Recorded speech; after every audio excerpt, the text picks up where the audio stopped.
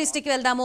నెల్లూరు జిల్లా నుంచి మనకి ప్రెజెంట్ సిచ్యువేషన్ ఏ విధంగా ఉంది అనే దాన్ని తెలియజేయడం కోసం నెల్లూరు నుంచి నరేష్ సిద్ధంగా ఉన్నారు.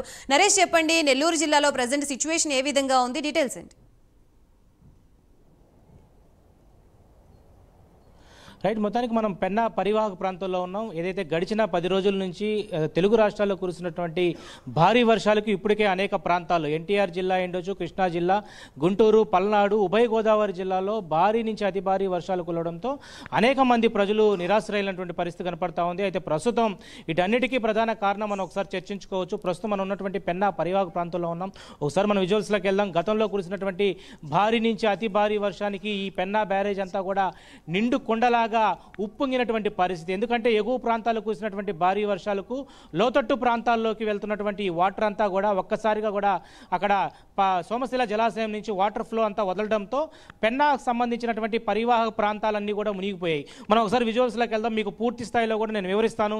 ఎందుకంటే గతంలో 2021లో ఒక విపత్తు జరిగింది, భారీ తుఫాన్లు జరిగాయి. ఆ భారీ తుఫాన్లో సోమశిల జలాశయంలో 78 టీఎంసీల సామర్థ్యం ఉన్నటువంటి సోమశిల జలాశయం పూర్తిగా నిండిపోయింది. సో పూర్తిగా నిండిపోయేంత వరకు 2021 వైఎస్ఆర్సీపీ ప్రభుత్వంలో ఆ నీళ్లు వదలకపోవడం, ఒక్కసారిగా కూడా ఇన్ఫ్లో వాటర్ ఎక్కువ రావడంతో ఒక్కసారిగా వదిలేరు. సో వదిలినటువంటి వాటర్ అంతా కూడా ఈ పెన్నా పరివాహక ప్రాంతం అంతా కూడా గ్రామాల్లోకి వెళ్ళిపోయింది. మనం చూస్తున్నటువంటి ప్రస్తుతం ఏదైతే ఆ వాల్ ఉందో సో దాన్నే రిటర్నింగ్ వాల్ అంటాము.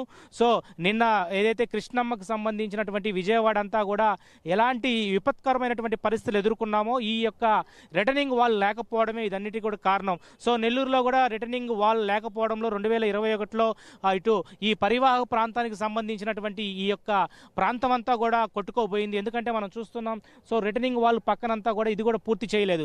గత ప్రభుత్వం నిర్లక్ష్యం వల్ల ఈ రిటర్నింగ్ వాల్ ఇంకా పూర్తి చేయకపోవడంతో అనేక ప్రమాదాలు జరుగుతాయి. అయితే రానున్నటువంటి బంగాళాఖాతంలో మరో అల్పపీడనం ఏర్పడడంతో ఒక్కసారిగా కూడా ఈ యొక్క ప్రమాదం మళ్ళా ముంచుకొచ్చేటువంటి పరిస్థితి కనపడతా ఉంది.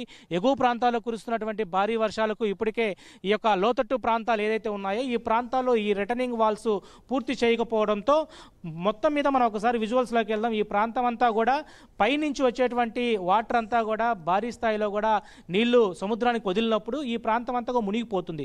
2021లో నేను చూపిస్తున్నటువంటి ఈ ప్రాంతం అంతా కూడా మొత్తం వాటర్ అంతా వచ్చేసింది. ఇప్పుడు విజయవాడలో ఏ విధంగా ఇళ్లలోకి నీరు చేరిపోయిందో ఆ విధంగా ఈ రిటర్నింగ్ వాల్ అనేది లేకపోవడంతో పూర్తిగా ఈ యొక్క ఇల్లు అంతా ఇది భగత్ సింగ్ కాలనీ అంటాము.